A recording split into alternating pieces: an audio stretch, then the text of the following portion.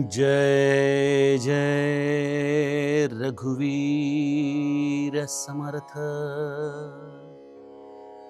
अति आदरे सर्वही नाम घोषे, गिरी कंदरे जाईजे दूरी दोषे।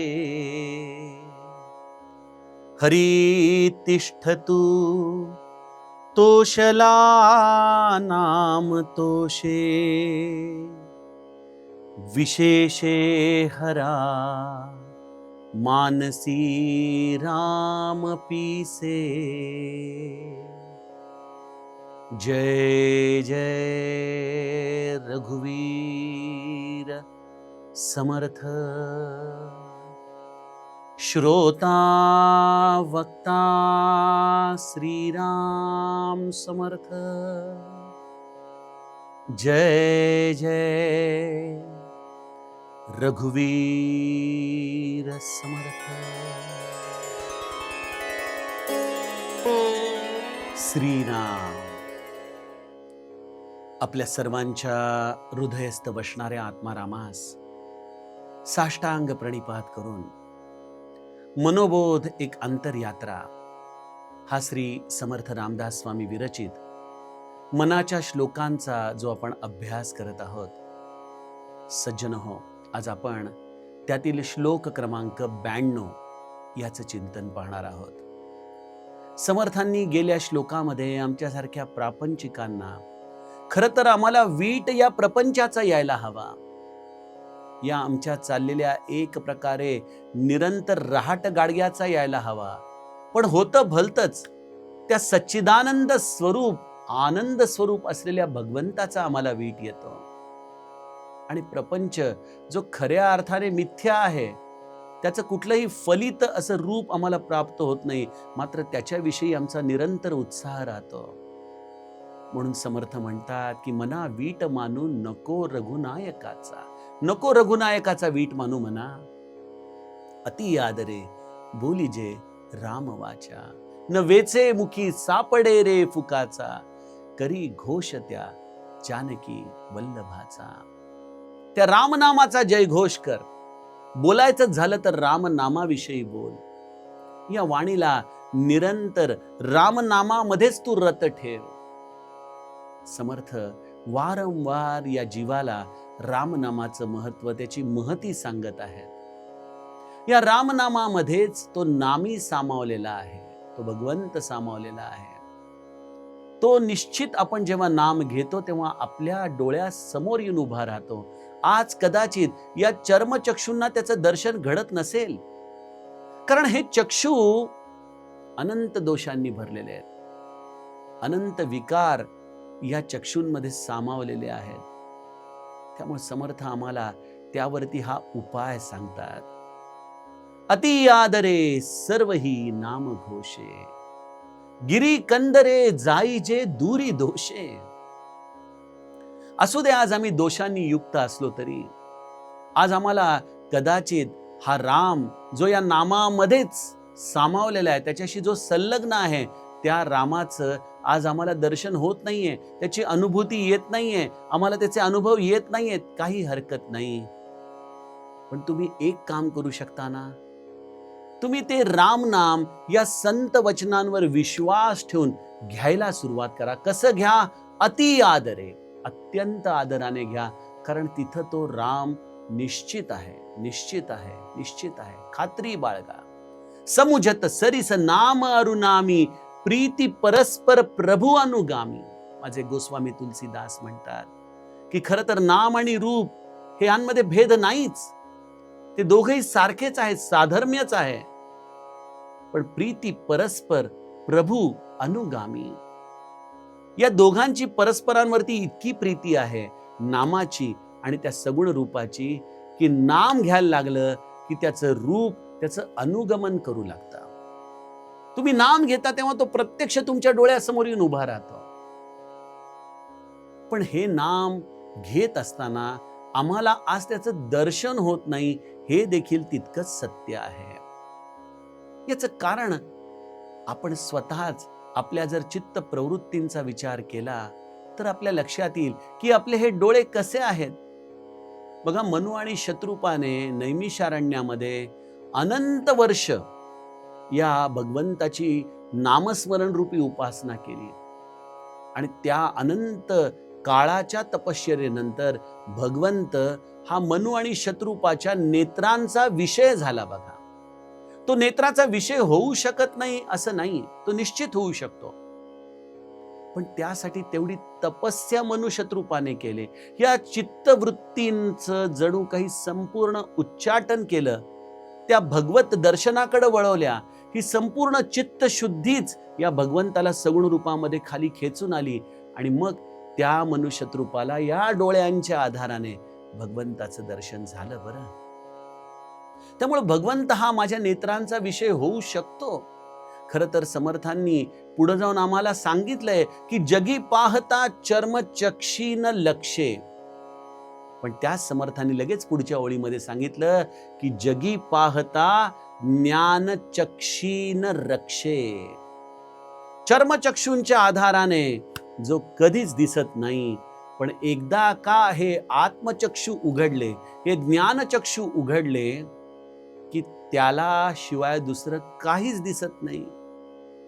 आपण म्हणाल, दादा हे मग चर्मचक्षू ते आत्मचक्षू हे कसे उघडायचे, यामध्ये नेमकी बाध्यता काय आहे? बघा, जुन्या काळी आपल्या वाड्यांना झरोके असायचे. बघा, कारण खालची घरं बैठी असायची, बराच अंधार असायचा, मग वरच्या मजल्यावर झरोके करत करत तो सूर्यप्रकाश आतमध्ये आणला जायचा. म्हणजे एखादा झरोका जेव्हा तयार होतो तेव्हाच तो प्रकाश वरतून खालपर्यंत येतो. आज आम्ही देहबुद्धीमध्ये आहोत आणि आम्हाला या ज्ञानचक्षूंना प्राप्त करण्यासाठी आत्मबुद्धीमध्ये जायचंय. याच्यामध्ये हा झरोका येणं गरजेचं आहे, जेणेकरून हे ज्ञान या देहामध्ये परावर्तित होईल. ही बाध्यता कशाची आहे? हा अंधकार कशाचा आहे? हा अंधकार आहे आमच्या चित्तामध्ये वसणाऱ्या या दृश्य जगताच्या आसक्तीचा. या आसक्तीपायी या चित्तामध्ये अनंत वासना येतात.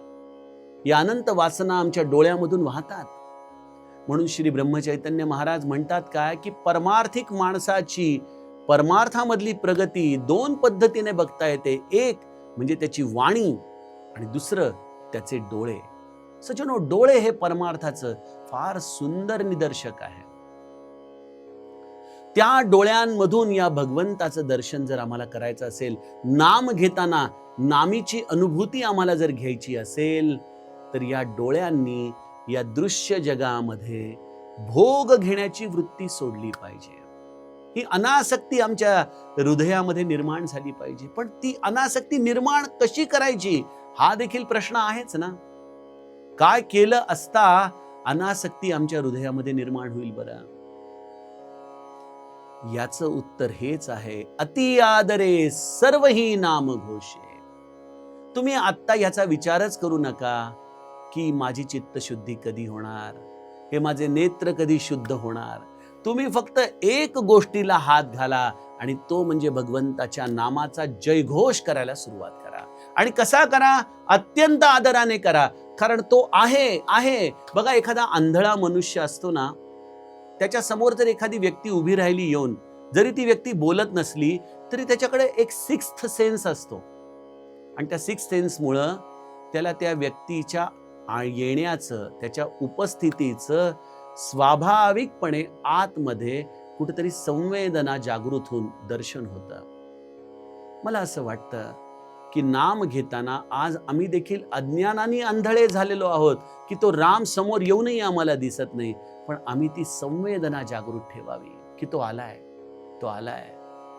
आणि आपण तो आलाय या भूमिकेमधून अत्यंत आदराने नामघोष करावा. इथं समर्थ नामघोष शब्द वापरतात. जय जयकार रूपाने, संकीर्तन रूपाने, अत्यानंदाने आपण नामघोष करावा. बघा, नाम 3 पद्धतीने घेता येतं, वैखरीने, उपांशू आणि मनसा म्हणजे मानसिक, हृदयात. वैखरीने तुम्ही निरंतर नामाचं उच्चारण करू शकता. उपांशूमध्ये कंठाच्या आधाराने, म्हणजे ज्याला मध्यमा म्हणतात, त्या मध्यमेमध्ये ते नामस्मरण स्पंदन रूपाने चालतं. ते इतर कोणाला ऐकू जात नाही आणि त्याही पेक्षा नाम खाली उतरतं तेव्हा ते हृदयामध्ये येतं. वैखरीच्या नामाची गंमत अशी आहे की ते एक प्रकारे या नामाला पुढं पुढं नेत जातं. पण मग या वैखरीला देखील कशी सवय लावावी?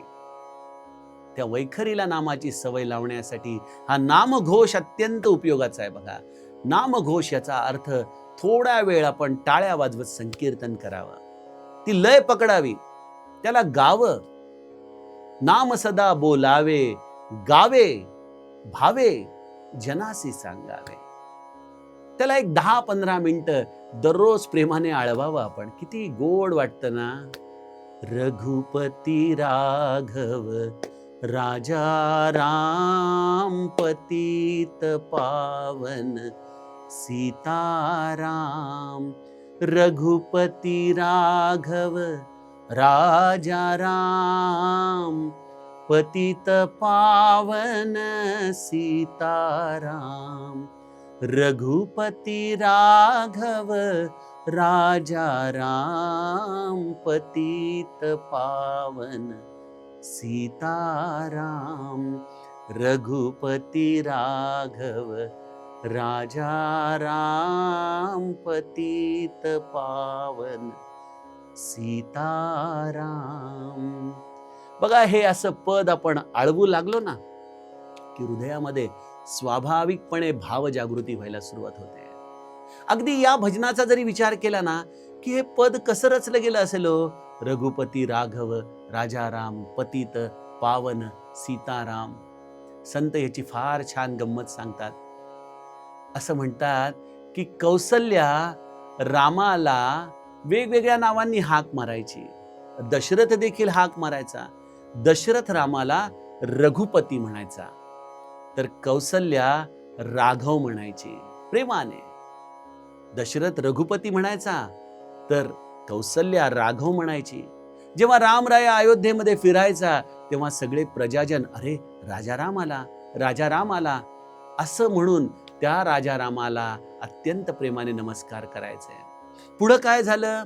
विश्वामित्र आले, ते त्यांना वनात घेऊन गेले आणि रामाने अहिल्याचा उद्धार केला. त्यामुळं माझ्या रामाचं सगळीकडे एक नाव पडलं, पतित पावन. पतित पावन, तो पतितांना पावन करणार आहे. आणि मग अशा अहिल्याचा उद्धार करून जेव्हा राम जनकपुरामध्ये पोहोचला आणि धनुष्य यज्ञामध्ये सीतेचं वरण केलं, तेव्हा तिथं सगळेजण एकमुखाने जयघोष करू लागले, सीताराम सीताराम सीताराम. त्यामुळे रघुपती म्हणजे दशरथ, राघव म्हणजे कौसल्या, राजाराम म्हणजे अयोध्यावासी, पतित पावन म्हणजे सगळे आम्ही प्रजाजन, आणि सीताराम हे जनकपूरवासी. अशा या चरित्राचं चिंतन करता करता त्याचा नामघोष करावा. रघुपती राघव राजा राम पतित पावन सीताराम. असा जयघोष करता करता एक भाव जगत तयार होतं आणि त्या भाव जगतामध्ये त्याच्याविषयी आदर वाढू लागतो. बघा, आणि या भाव जगताची गंमत अशी आहे की जरी तुमच्या नेत्रामध्ये अनंत दोष असले तरी ते सगळे कुठं जातात? गिरीकंदरी जाई जे दूरी दोष. तुमचे दोष हे सगळे पर्वतांच्या गुहांमध्ये जाऊन कुठेतरी लपून बसतात, कारण त्यांना आता तिथं राहताच येत नाही. कारण जिथं अनंत काळ नामाचा जयघोष चालतो तिथं हे सगळे दोष असून नसल्यासारखे होतात. बघा, पण इथं गंमत अशी आहे, गिरीकंदरे जाई जे दूरी दोष, लपून बसतात, भूमिगत होतात. कधीपर्यंत? जोपर्यंत अति आदरे सर्व ही नामघोषे. तुमचं नामघोष, तुमचं हे भाव जगत, यामधून तुम्ही खाली उतरला, विषयामध्ये गेला, रामाला विसरला की हे गुहेतून परत येणार. बघा, त्यामुळं रामनामाचा नित्य हव्यास आम्हाला लागला पाहिजे. आणि नव्हे काय म्हणतात समर्थ पुढं की अति आदरे बोली जे राम वाचा. या रामाचं नाम अत्यंत प्रेमाने तुम्ही घ्या. या राम नामाचा निरंतर हव्यास धरा. गिरीकंदरे जाई जे दूरी दोषे, हरी तिष्ठतु तोषला नाम तोषे. तो हरी तिथं तिष्ठत उभा राहतो. बघा, जेव्हा तुम्ही असं प्रेमाने त्याचा जयघोष करत असता भाव जगतामध्ये तुम्ही राहत असता, तेव्हा त्या हरीला तुमच्यापासून लांब जाताच येत नाही. नाम घेतानाही तो तिथं आहेच, पण नाम घेताना तुम्ही कदाचित त्याला पाहणार नाही, तर कदाचित तो रामरया तिथं आसनावरती बसून तुमच्याकडे पाहत राहील. पण इथं जेव्हा तुम्ही असा जयघोष प्रेमाने करता ना, तेव्हा समर्थ शब्द वापरतात, हरी तिष्ठतु, तिष्ठत उभा राहतो तो. नाहम वसामि वैकुंठे योगिनां हृदये रवो मदभक्ता यत्र गायन्ति तत्र तिष्ठामि नारदा. हा तिष्ठ उभा राहतो, कारण जिथं त्याचं संकीर्तन चालतं, जिथं तिचा नामघोष चालतो ना, तिथं तो हरी तिष्ठत उभा राहतो, एकटक आपल्या भक्ताकडे पाहत राहतो. पण असं नामघोष, असं हे भगवंताचं दर्शन हे काल्पनिक नाही, हे तुमच्या देखील प्रचितीला येऊ शकतं. मग ते प्रचितीला आणण्यासाठी काय करावं?